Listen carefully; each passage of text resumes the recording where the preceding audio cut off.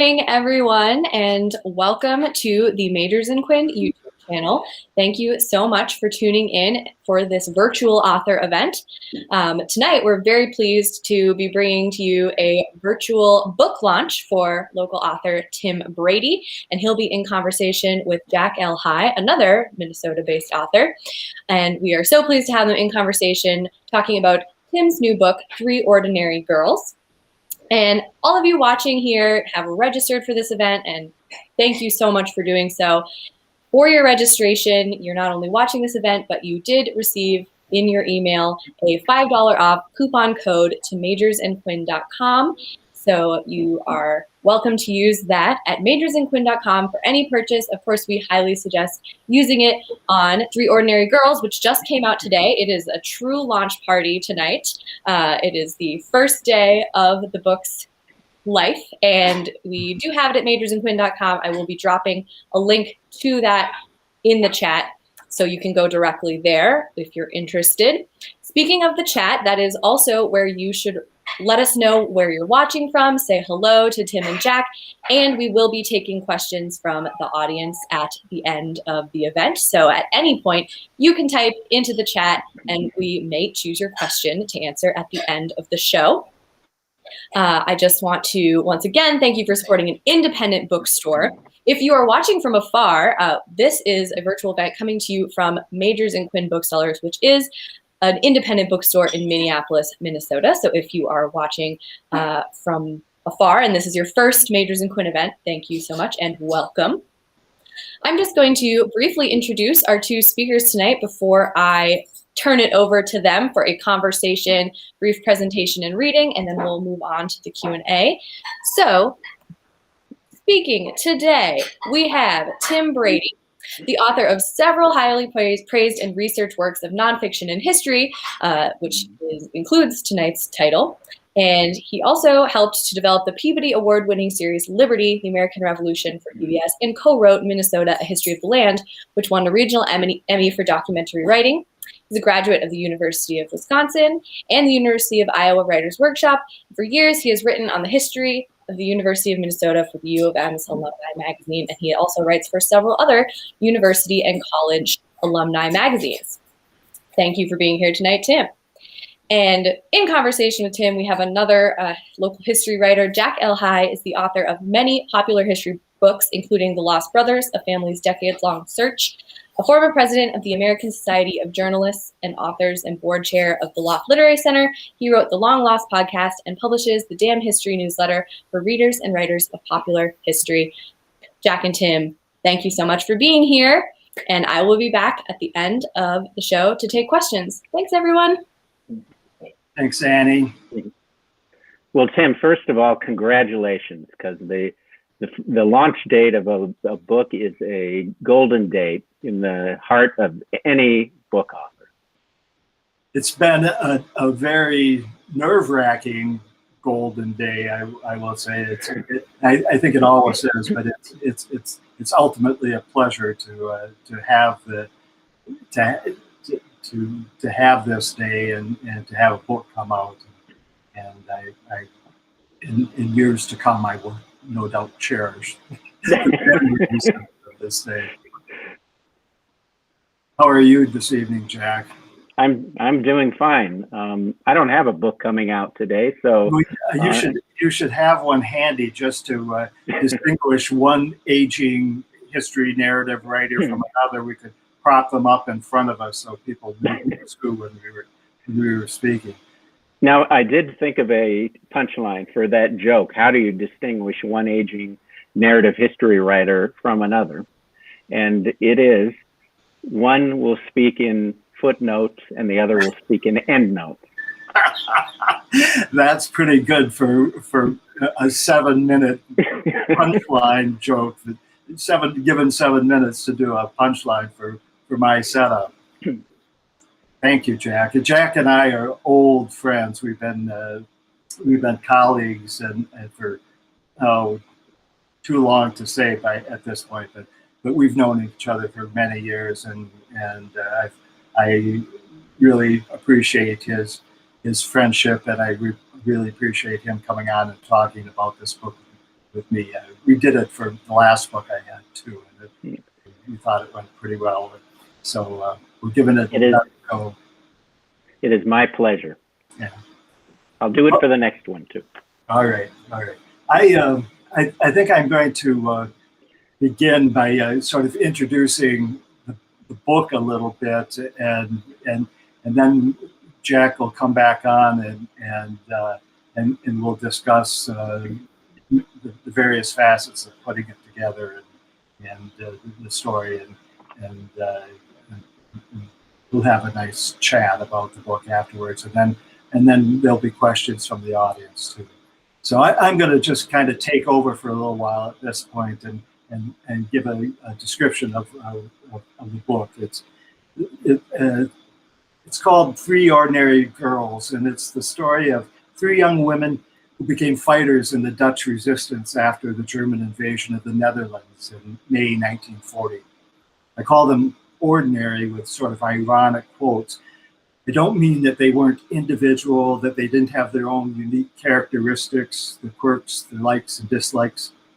Instead, what I want to suggest is how drastic were the changes about to come to their lives.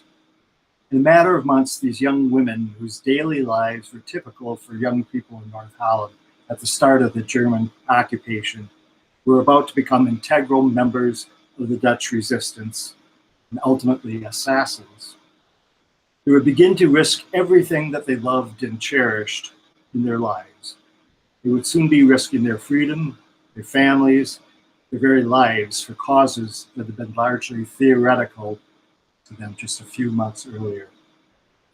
Just why and how this happened has been the chief animating force behind this book, and ultimately became the story itself. Two of the girls were teenage sisters from Haarlem, a city not far from Amsterdam in North Holland. Truus, the older of the two, was 16 years old at the time of the invasion. Freddie, the younger sister, was only 14. The two had grown up in a working class, politically active household in Haarlem. Their father left the family when the girls were quite young, leaving them. I have to, you're going to have to forgive me for a second here. I've got to turn on my my little PowerPoint presentation. I'm a novice at this, so I'm going to give you a picture of the sisters. This was Freddie and Truus. Their father left the family when the girls were quite young, leaving them with their mother, Trencha, a strong-willed, independent woman, an active member of the local Communist Party. Family experienced the hardships of the Great Depression as the girls grew up, periodically going on the dole to make ends meet. Their education and social lives are wrapped up in the political leanings of their mother, whose friends and acquaintances were largely members of the party. Their education, I'm going to do a photo of Truus now. This is Truus as a young woman. The girls went to summer camps with the children of other leftists. They read inspirational stories of life in the Soviet Union, and from an early age helped Trencha distribute party newspapers and flyers. The family was also part of a communist-founded organization called Red Aid, which assisted refugees from political oppression. As early as 1934, they took in individuals and families from Hitler's Germany, both communists and Jews. Girls were fiercely anti-fascist and fiercely anti-Nazi long before the Germans crossed the border. Here's another picture for you. This is Freddie at a young age. Another shot of Freddie. I'm showing you these pictures just so you can see just get a sense of their ages and their youthfulness and just how young they were.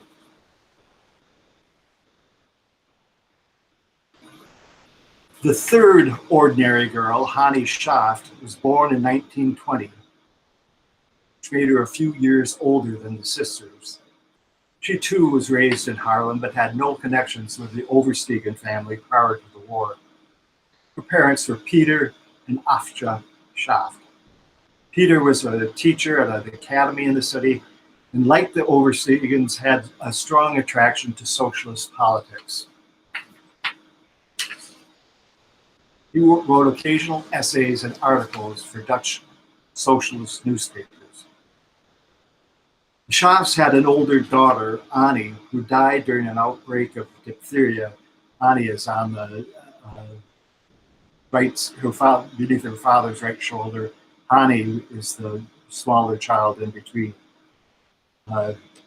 With the death of the oldest girl, the Schaafs became extremely protective of Hani. Her friends and relatives recall her being bundled in layer upon layer of clothing, even in mild weather, to protect her against chills.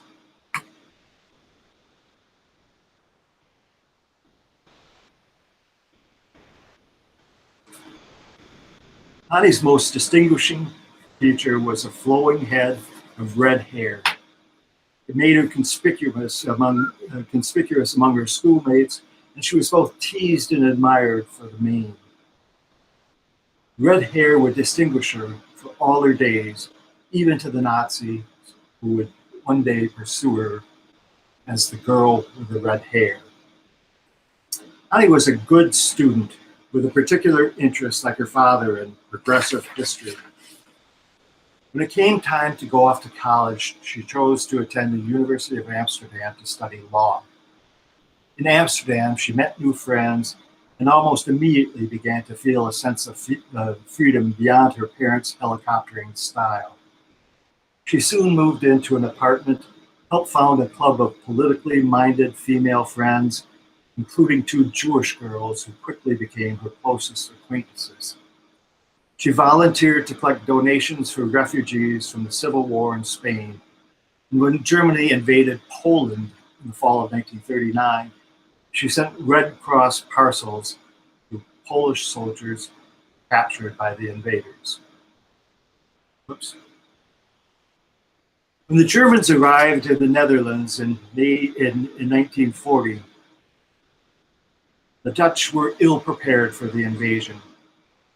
They had escaped the brutality of the First World War by declaring their neutrality early in the conflict. Germany had bypassed the country on its way to Belgium and France, and the hope was that they would do so again in the Second World War. That didn't happen. Just 5 days after the Wehrmacht crossed the border, the country was theirs.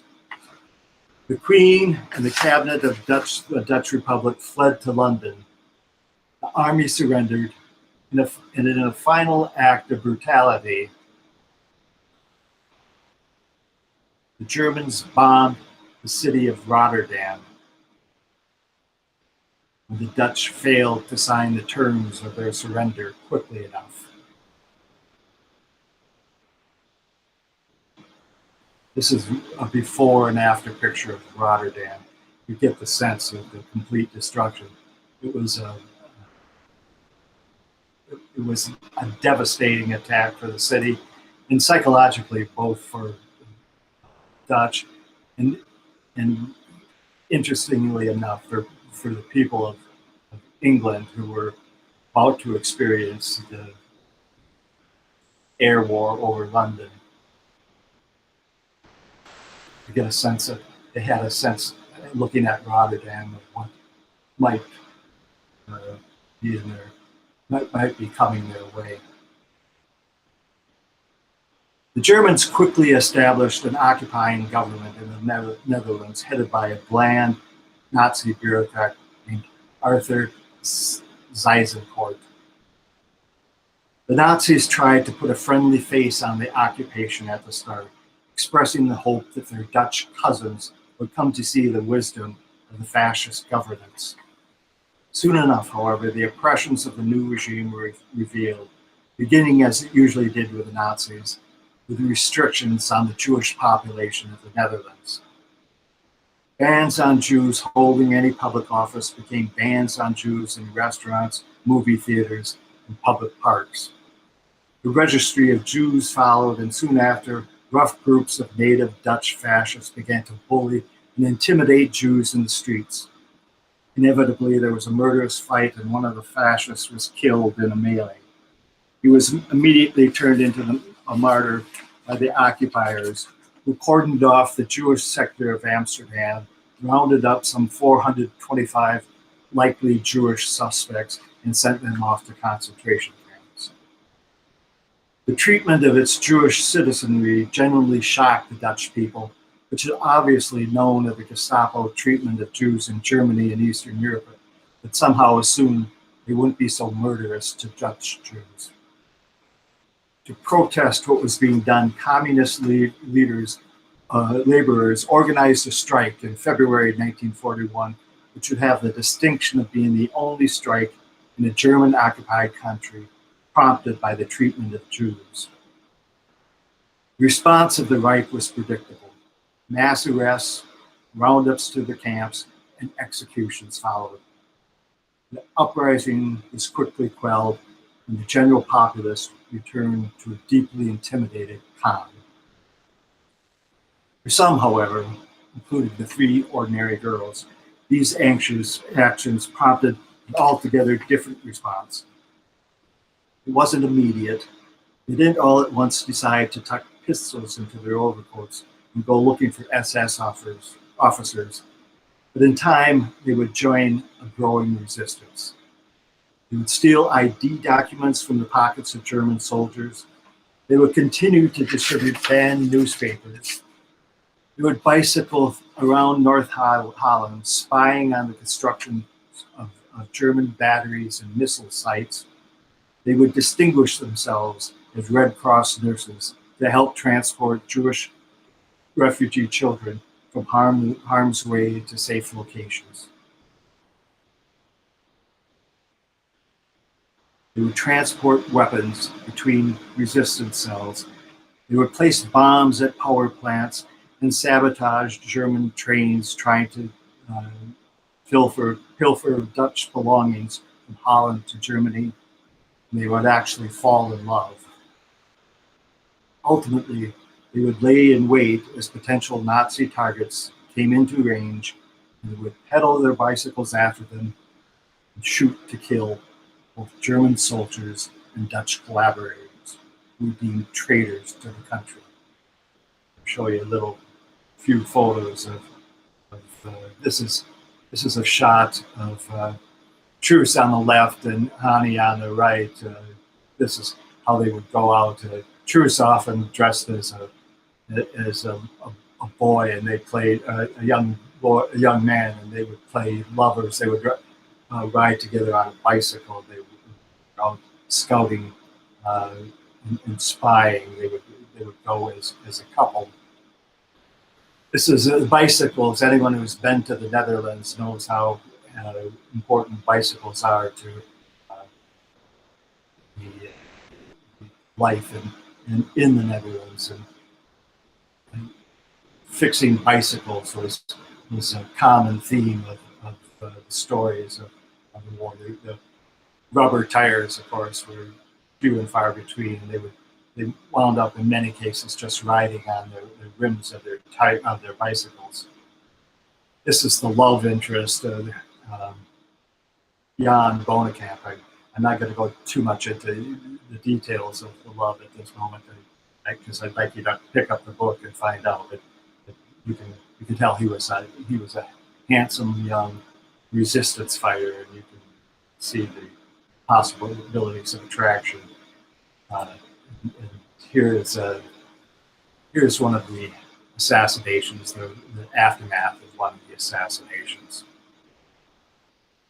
I'm going to do a quick summation here.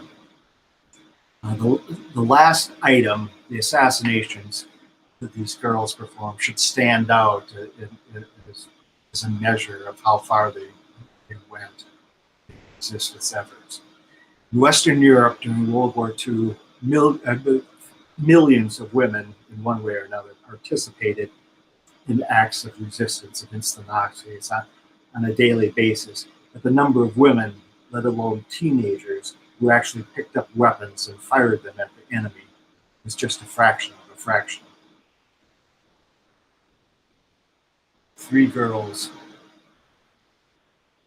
Oversteegen sisters, and Hani Schaaf, anything I'm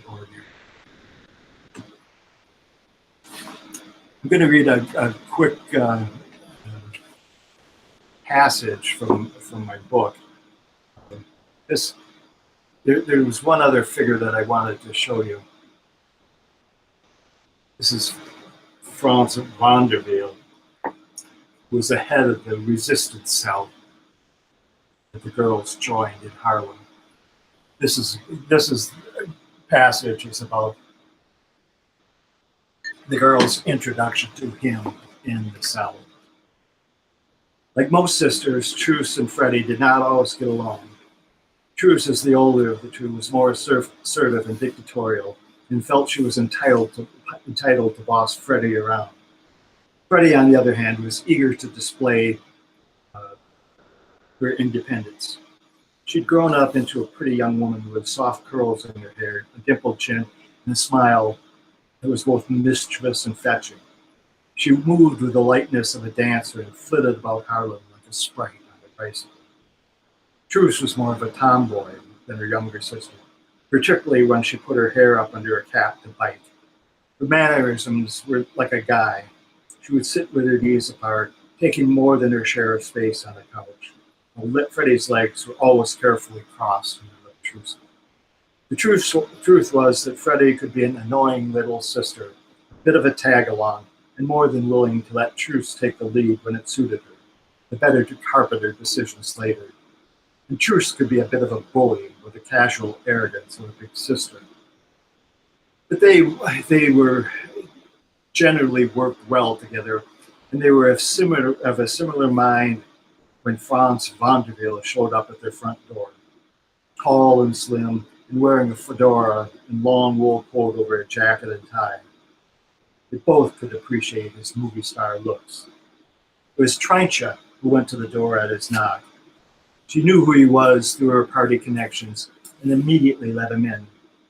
Meanwhile, Truce and Freddie were peeking through the sliding glass doors of the entryway, whispering and elbowing each other.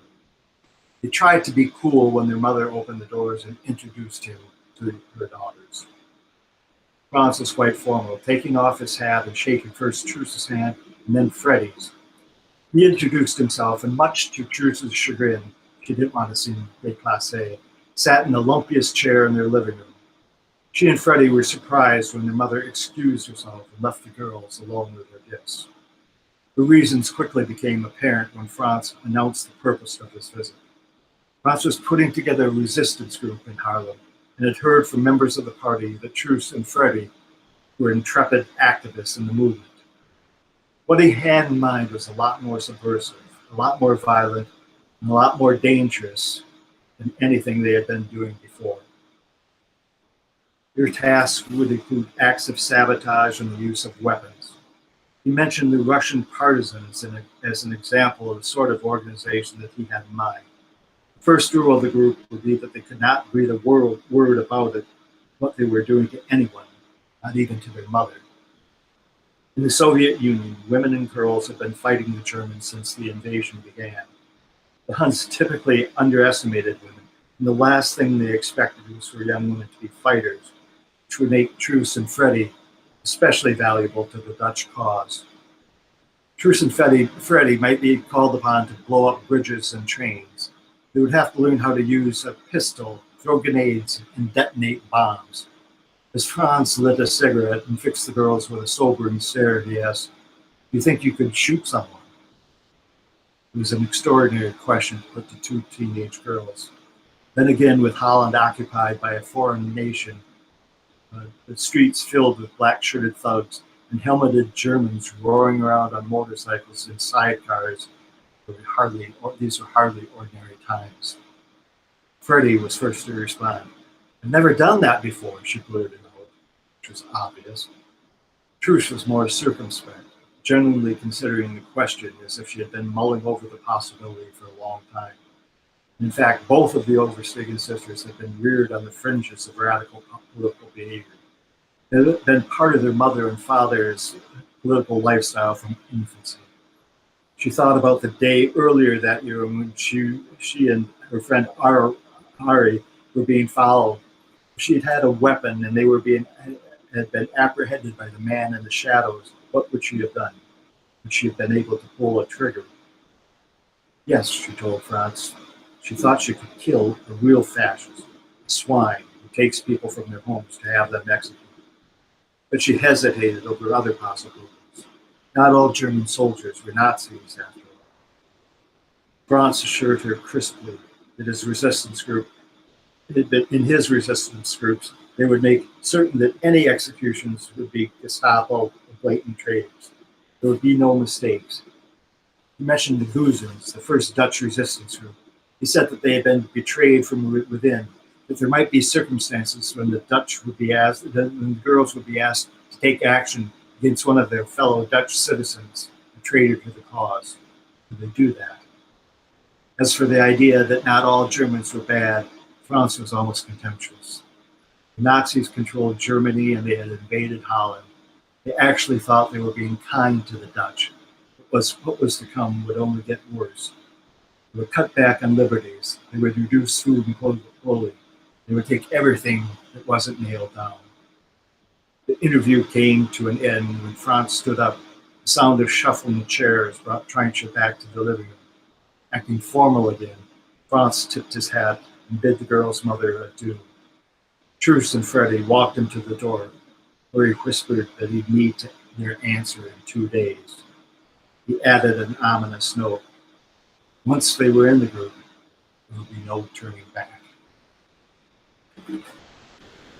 That's the end of the reading, and I think we'll go back now and hook up with Jack. And I'm not sure how to do that. I think it's been done. It's been done. Yeah. There. That was simple enough. Yeah. Well, thanks for that, Tim. I have a idea in my mind of what a Tim Brady story is like. And the image that I carry is a story about unheralded or under-heralded figures whose lives offer a window into high-stakes events in history.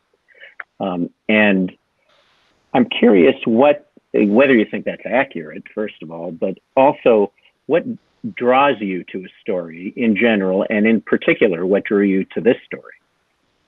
I think that's entirely accurate. I think that's what I write a lot about World War II, but I like to think that I don't search out the stories of well-known heroes and stories that even of, I guess I'm just, as you suggest, more interested in the stories of unsuspected heroics and characters who have a niche within the bigger picture and find themselves doing unexpected heroics and unexpected things. What was the second part of the question? I'm sorry. What draws you to a story, and what drew you to the story of Three Ordinary Girls? I discovered this story through an obituary. My agent actually sent me the obituary of not to give too much away of the story, but Freddie Overstegen, who died just a couple of years ago, and I, just the outline of her life. She was I think she was 93 when she passed away. But the obituary, which was in the New York Times, told of a girl who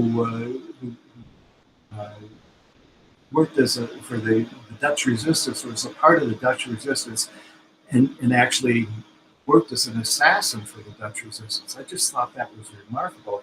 I think the headline was teenage. It was something like teenage assassin dies at 93 or something like that.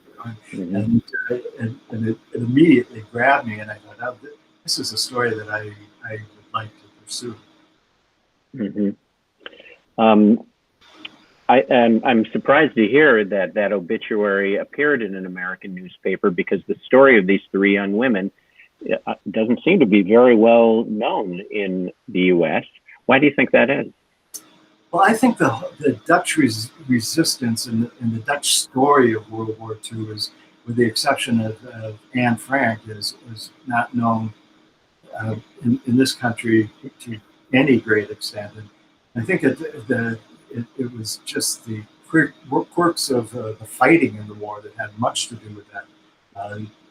If you'll remember that the uh, the Netherlands was liberated very, very late in the war, and it was what happened was the invasion at Normandy uh, caused the Allied forces to sweep across uh, France and Belgium, and there was a pause when they were determining how best to head straight into Germany, and there was you know, people who might remember the book A Bridge Too Far, which is the story of the one great battle that Allied forces fought in the Netherlands during World War II. It was a battle for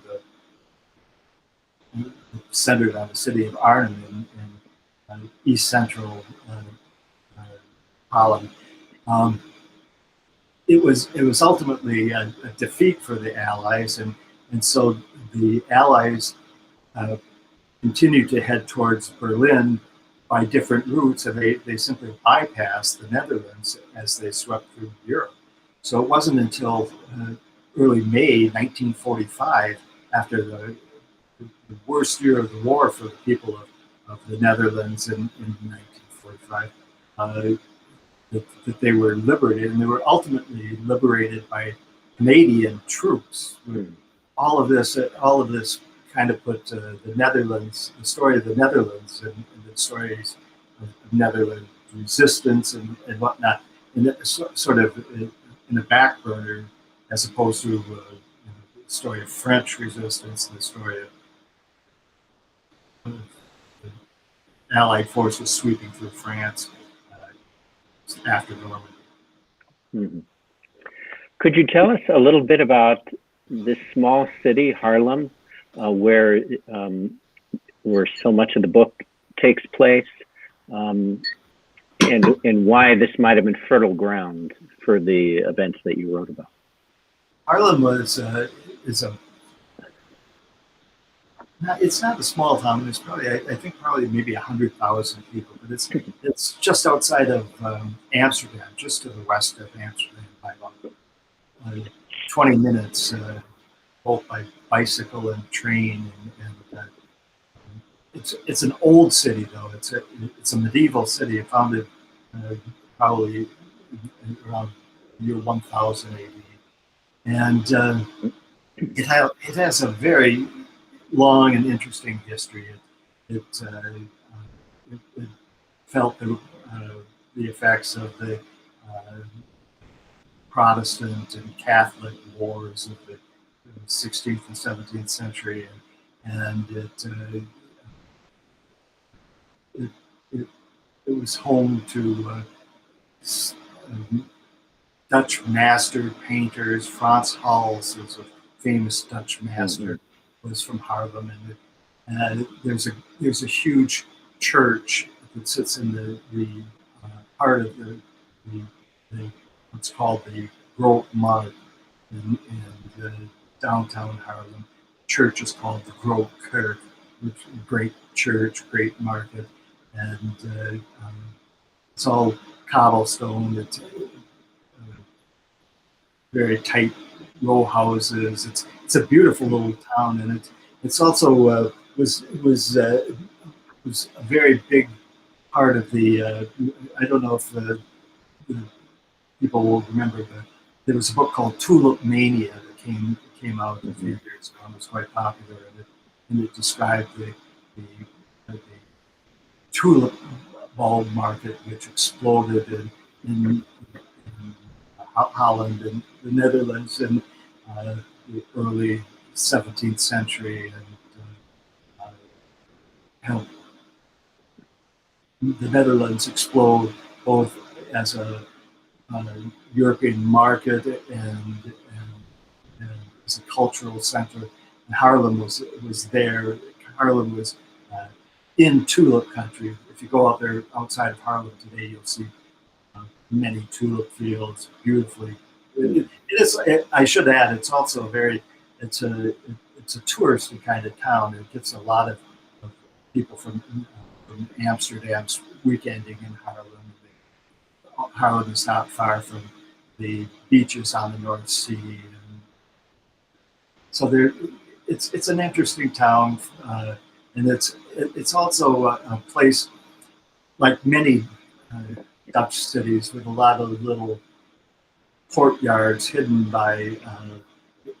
behind gates and behind houses, and because of the row housing, there are a lot of interior courtyard spaces in the city, which it lends itself to hiding out and lends itself to sort of secretive happenings, which I think lends something to the nature of resistance in the city.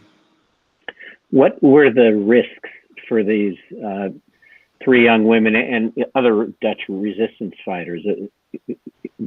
This must have been very dangerous work they were doing. Oh, it was very dangerous. The risks were of running afoul of awful German regime, and beginning with trips. There were levels of concentration camps for Dutch citizens, and there were camps that the Jewish populace, which I haven't really touched on too deeply, but they were a different category. If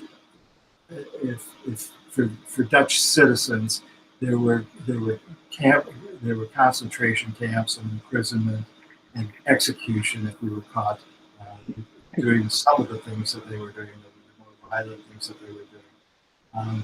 It was they were taking deep risks, and they would. Again, I don't want to give too much away, but they would pay the price. At least one instance, the ultimate price. And but there were, as I said, there were different levels of concentration camps. There were in prisons. You could be sent to Amsterdam to a prison. There were concentration camps that led to concentration camps in Germany, and those were the death camp trips. And for communists, it was if you were part of the resistance and part of a communist organization, you could be railroaded off to those death camps too. In the section of the book you read, you mentioned, alluded to the fact that the young women's status as women caused the Germans to underestimate them, or to see them differently at any rate. Could you say a little more about that? Yeah, that was the guy who I introduced as the resistance leader, and that was his notion, and I think it was probably proven out that they could get around better in the city. I mean, they were young women on bicycles. They were attractive young women with German soldiers who they could get by flirting with, and they were not taken seriously as fighters. So they had access to places that young men and adult men by themselves in Haarlem and the Netherlands couldn't have.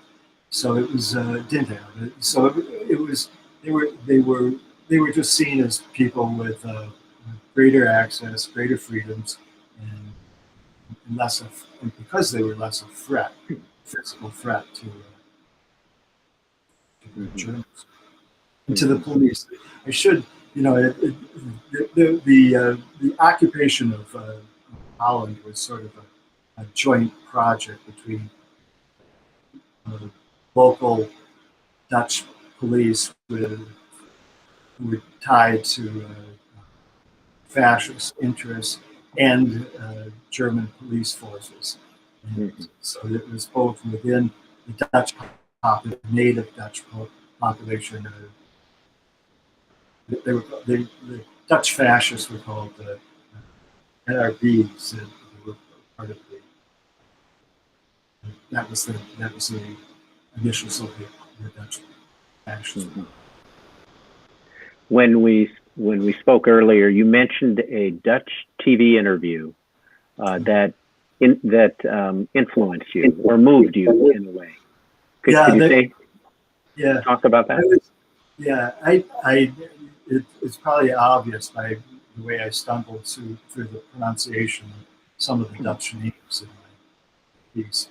I don't speak Dutch, and I don't know Dutch. During the course of my research, I learned a little bit, bits and pieces. I found links to interviews, documentary interviews that were done both on public television and in a museum called the Verzet, or the Resistance Museum in Amsterdam. People had interviewed the elderly sisters, and when I say elderly, I mean in the 80s and 90s. So I was able to download and look at several interviews, documentary interviews with the sisters. And as I said, though I couldn't pick up much of what they were saying. I knew enough of the stories of their lives by this point that I could follow along a little bit to their settings. I knew where they were, and it was just watching them and hearing them without understanding the language. I felt like I sensed their humanity in those moments. I could see, I could hear the tenor of their voice. I could see their gestures, and I could see I could hear their laughter on occasion, and it just humanized them in a way that I think aided me in writing the book. It aided sense of who they were. Yeah, those moments are wonderful when the people you're writing about become flesh and blood instead of historical figures. Yeah. It looks like there's some good questions coming in from the audience.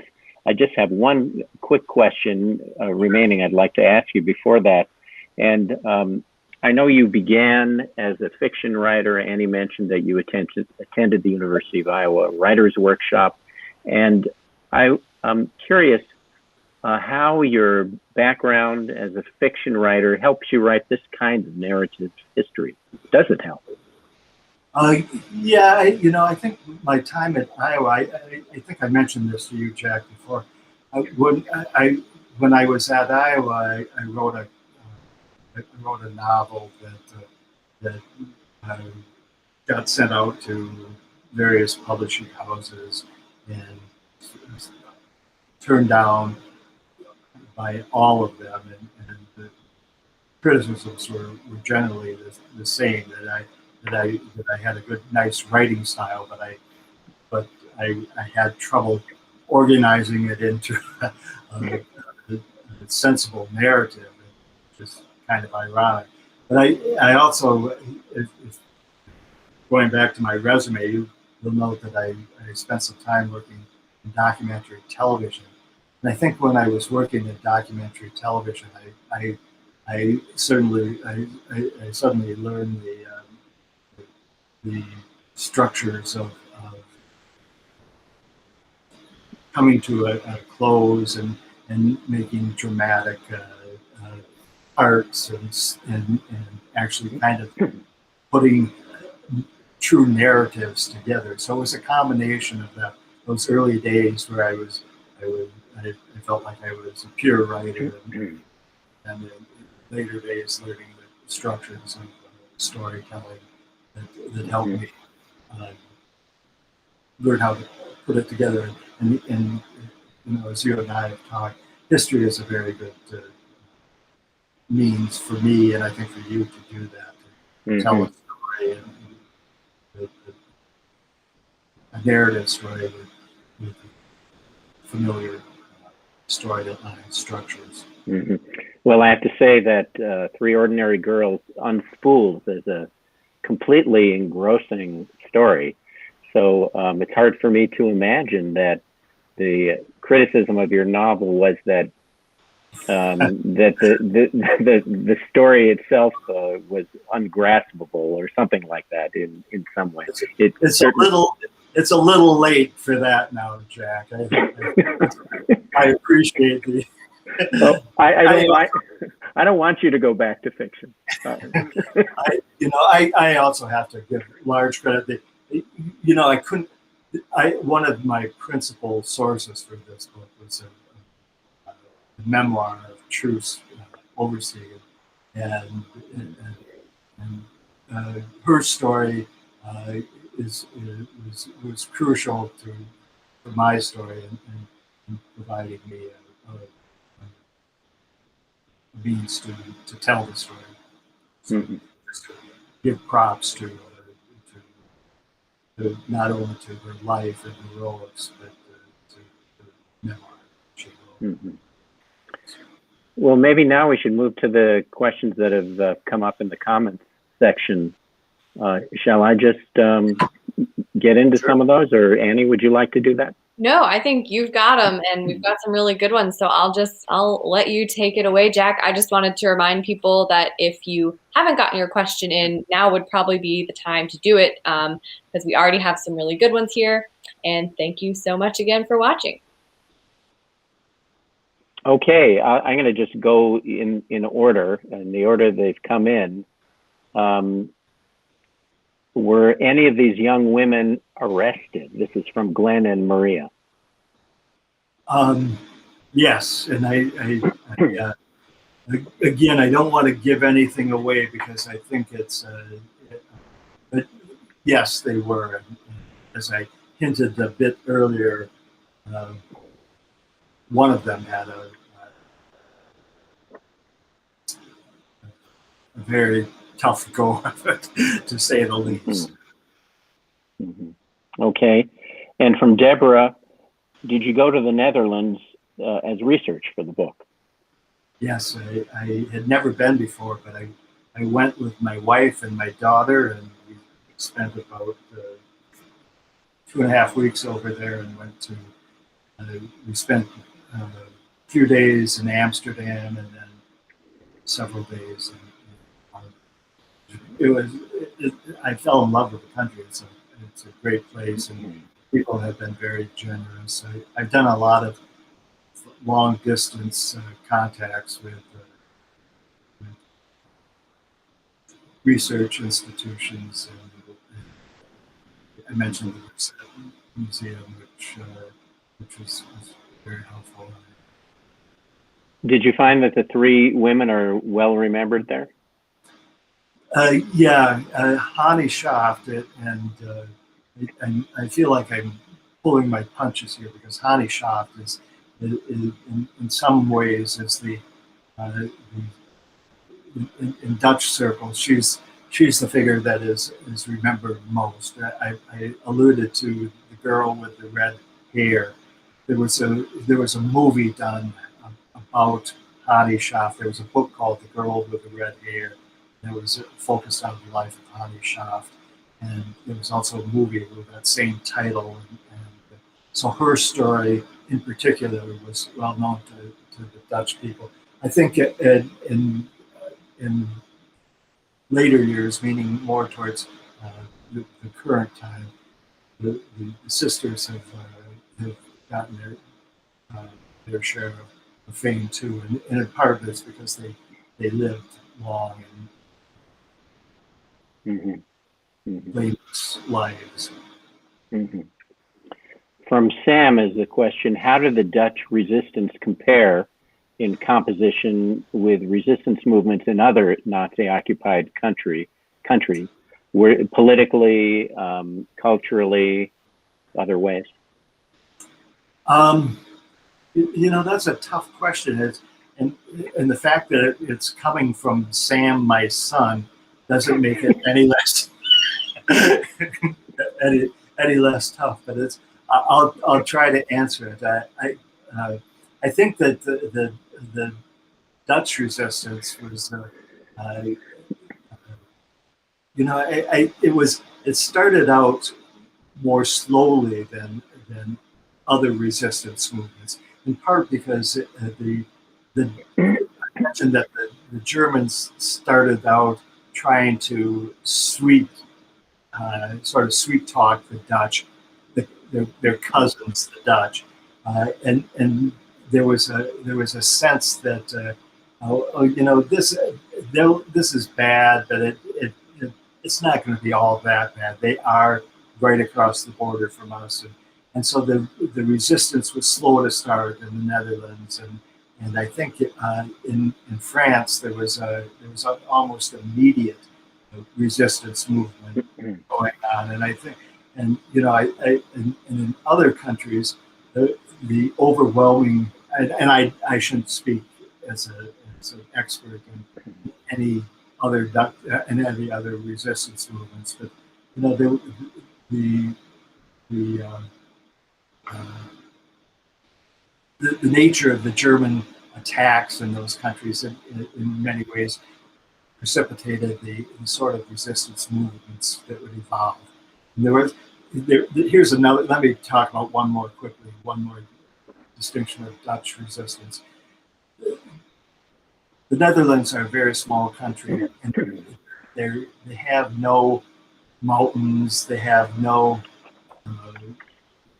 They're not a heavily wooded country. They're just. It's a country that is hard to hide out in. And one of the necessities of being in the resistance movement is you have to be able to hide from your oppressors, and because Netherlands doesn't have those geographical features, it also made it slow to get a resistance movement. You may have to answer more of that at home. We'll see about that. Yeah, you'll find out. Allison is interested in hearing how you went about unraveling the story from the obituary that you saw. What were some of the steps of your research? So this sounds like a question about the process of research. Yeah, as I said, I mentioned the memoir of Truce, which was not easy to lay my hands on. It was translated into the English 25 years ago, but I went through the university library system, and in the whole university, multiple library systems, I could only find 3 copies. This is university libraries, public libraries. I forget the name of the. Maybe Jack, you remember the name of the big. WorldCat. WorldCat. Yes, thank you. I went through WorldCat. I ended up finding a copy at the University of Pittsburgh. So I had the University of Pittsburgh ship it to me, and I Xerox copies of them to have a copy at my desk. And other difficulties are, again, there just isn't that much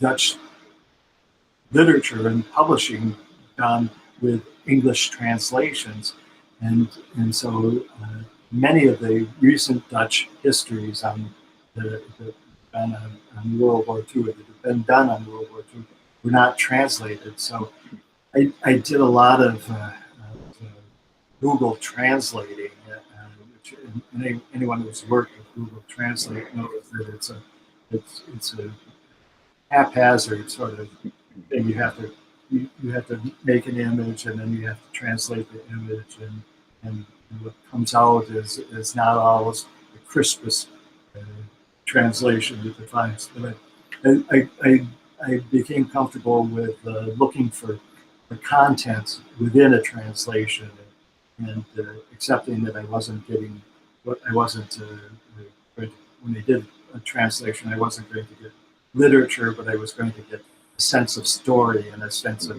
content, and then I would always try to confirm it with some other source, and you know, um, there were books. There's a book called Rek op Rock, which is again Dutch, which means right to revenge, which was a collection of some newspaper editors in Holland that did a painstaking job of going through all of the assassinations and killings that had taken place by resistance folk in Holland and in the Netherlands, and did sort of a glossary of those killings. And so I would be reading Truce's memoir. There was another valuable book called Ani Schaaf by a journalist named Tony Kors, which also is not, it has no English translation. But at any rate, I would be cross-referencing things that were mentioned in the memoir, things that were mentioned in Ani Schaaf, and then I would check to see, when I say things, I mean operations, killings that were conducted by. And so I would try to go to Rek op Rock and find reference to that killing, and then just try to confirm it all. It was not easy, having to get translations for these words and then figure out what actually happened. Mm-hmm. It was difficult. Missy is asking if in the course of your research you came across other youthful, maybe even teenaged resistance fighters, that kind of bravery elsewhere in occupied Europe. That's a very interesting question. I wish I did come across other names and other examples, and I wish I had them more readily in my mind so I could listen. But I think in the Warsaw Ghetto there were teenage women, teenage girls who took up arms and to fight in the ghetto, and also the prime example of the young women fighting again was the example in the Soviet Union, and it's not something that the Oversteegen sisters, at least, and I think Hani as well, were unaware of. They, because of their ties to their interest in the Communist Party, those young Soviet girls who and I don't know numbers or anything like that, but they were prevalent, or they were there in the Soviet military fighting, and the Oversteegen sisters knew about them. Examples to the Oversteegen sisters.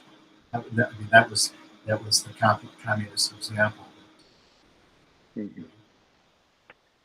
John asks whether tales like this of the Dutch resistance might be told differently in the Netherlands than you are telling for an American audience. Yeah, I have no doubt that it would be told differently. As I think that I should say no doubt. I should let me say what my intentions were. I knew that I was writing for an American audience, and that I had to inform the American audience of some basics about Dutch history and Dutch history as it pertained to World War II that the Dutch writers might not feel obliged to do, and many other cultural things that I'm sure a Dutch reader might look at my book and criticize it for along those lines. But I was, as I say, I was writing for an American audience, and I feel like I know what an American audience wants and what it needs to know, especially in popular history. Mm-hmm. So. And then from Sandra, is there anything you want to share about the post-war lives of these three ordinary girls? Sure. I think I've already given away the fact that the sisters lived long lives. There's a whole post-war story that I haven't touched upon. Truce became an artist, and quite a well-known artist in the Netherlands. And Freddie, they both married and had children, and stayed around Harlem their whole lives. But what they haven't touched upon is the political nature post-World War II. Their story was part of a story of it got caught up in global politics. It was the nature of the communist role in Dutch resistance became controversial within the Netherlands after the war, and many people wanted to downplay that connection as a heroic connection in telling the tale of the Dutch resistance. It was only in probably the late 70s and into the 80s and up to the present that the stories of the leftists who fought in the resistance have been sort of resurrected and remembered and honored by people in the Netherlands. Mm-hmm. And you're contributing to the resurrection of their stories here in this country. So thanks so much. It's a wonderful book. I gulped it down very quickly, and it caused no indigestion at all. And I enjoyed it. I enjoyed it immensely. So I urge you all to grab a copy of it. I'm confident you'll enjoy it. I don't see any other questions here from the audience. Yeah, thank you for fielding those questions, Jack. They were really good questions, everyone. I loved. I had all very similar questions about the research process, so thank you for asking them. Like Jack said, the book is a great read, so if you're interested in reading the full story you heard a little bit about here tonight, the book is available at majorsandquinn.com. As a reminder, you do have that $5 off coupon code in your emails for registering tonight, and I did put the link to the book up earlier in the chat, so you can head straight to the books page on our website. Thank you all for being here for this virtual author event. Thank you for helping Tim celebrate his publication day. It's always very exciting, and it's a bummer to not be able to have a real launch party like we would normally do for books from our wonderful local authors like this. So thanks for making it at least a little bit similar and telling us where you're watching from and asking great questions. And I hope that you come to another one. So thanks again and have a wonderful evening. Congratulations again, Tim. Thank you. Thanks for everyone for tuning in. Congrats.